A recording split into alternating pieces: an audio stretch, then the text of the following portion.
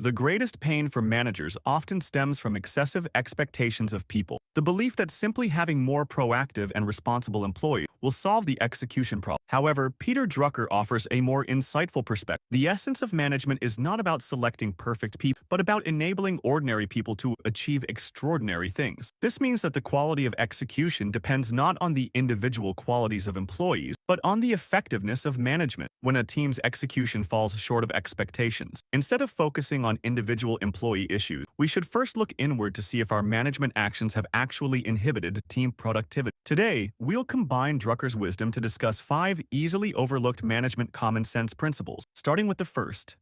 A lack of clarity is the enemy of effective execution. Gluck repeatedly emphasized that the starting point for the productivity of knowledge workers is answering the question of what the task is. If managers only provide a vague direction instead of a clear definition, employees will stagnate. This stagnation is not due to a refusal to work, but rather an inability to determine the contribution of the work. Without a clear task definition, employees' busyness is merely performance, not output. Secondly, management is not about reforming people, but about leveraging their strengths. The unique purpose of an organization is to enable ordinary people to do extraordinary things. If, when assigning work, we always focus on employees' weaknesses, forcing those who are not good at communication to socialize, or forcing careless people to do audits, this is a waste of resources. Low execution is because employees struggle in their weakest areas. True execution only arises from employees' strengths. Third, responsibility must be equitable. We demand employees be responsible like managers, yet often only give them the authority of executors. If employees are to be responsible for results, they must have the decision-making power necessary to achieve those results. Demanding employees achieve goals without granting them the right to allocate resources is not management, it's constraint. In a system where responsibility is unequal, no one can truly be accountable for results. Fourth,